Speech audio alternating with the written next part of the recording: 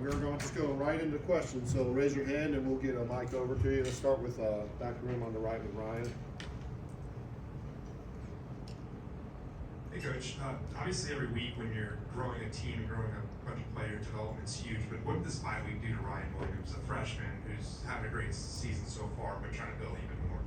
Well, I think for all the players, it's just focusing on improvement, and Ryan was no different. I think each player, each position group had things that their coaches and our staff, identified to improve and work on, and so that was really, a key emphasis for not just Ryan, but everybody on offense.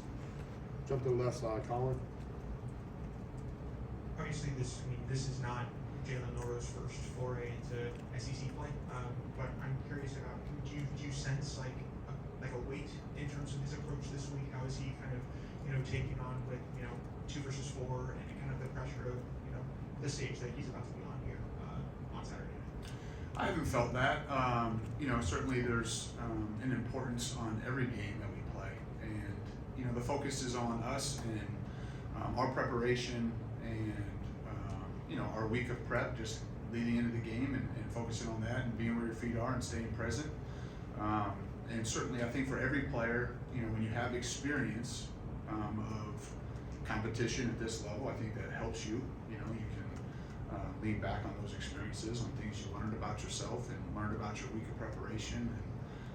But I think what's really important is that no matter who you're playing, that you focus each week on just being your best.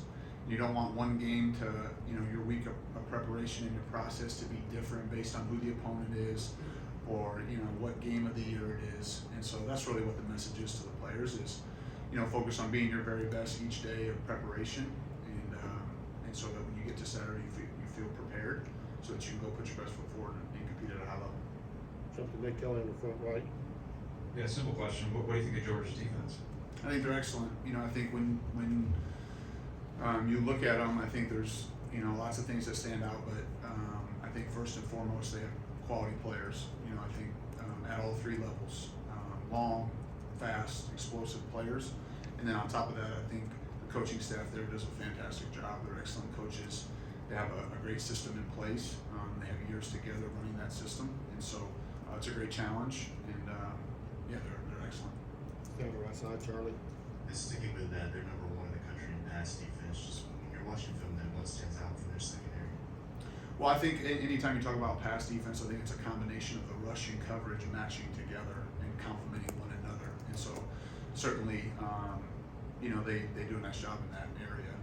They play tight coverage, they mix up their defenses, and then they can rush and create pressure on the quarterback. And so I think both ends of their defense, the back end and the front end, do a good job of complementing one another and making that a challenge. Go to EG, Emily Grace right in front of you. Coach, we talked a lot about sustaining long drives this season. Now against Georgia, without giving away too much of the game plan, what does it look like to do it against them? Well, I think it's just about execution. It's about us executing simple things well and being able to respond to whatever happens in the game. And so I don't think that that's different this week than it is in the past. Obviously, the opponent is excellent, and so the attention to detail and the focus gets heightened. But it's still about executing and doing the simple things really well. And that's what will show up on Saturday. And for both sides, is the team that executes the best will win the game. And that's what will ultimately decide who wins and loses. Back left, Steven. Coach, you mentioned Kendrick Law, just exceptional blocking last week. What have you seen Kobe Prentice throughout the bye week, getting to this week, his progression? Yeah, I think Kobe's had great focus and he's been very intentional about taking advantage of the reps in practice and continuing to improve. I think Kobe's someone that's explosive with the ball, and he's had those moments throughout his career, and his attitude's been great, and he's been practicing really hard. Left side to Chase. Malachi Starks, of course, one of the best safeties in the game. Could you, one, comment on what he brings to Georgia's defense, but also just generally position-wise, is it harder to account for a free safety in the game plan as opposed to maybe a pass rusher who you could game plan double teams for, et cetera? Well, I think the thing that stands out is his versatility as a player. He can play close to the line of scrimmage, and you can play deep middle part of the field. He can cover man to man. I think he's an excellent football player that obviously has experience in their system. They can put him in different spots and different personnel groupings, and he's excellent in all areas. And so, you know, as far as accounting for those players, you know, I think that's always your challenge each and every week as you game plan is how to put your players in the best position and create the best advantages you possibly can based on who you're going against. And certainly, you know, he's an excellent player that has had great production and very versatile. You know, can play lots of different spots, lots of different techniques. He's a great player. Let's go to Kennington on the front right here. Two-part question. When you look over the first 3 weeks, what are your impressions of your team's early down offense and what's contributed to success on third down? I think, you know, there's some inconsistencies on first and second down, you know, from an efficiency standpoint that we'd like to be better, we'd like to be cleaner. I think that goes back to some of the other questions, you know, that, you know, have been asked as far as just the execution, the down in and down out execution. And so that's something that will be important for us moving forward, and certainly in this game.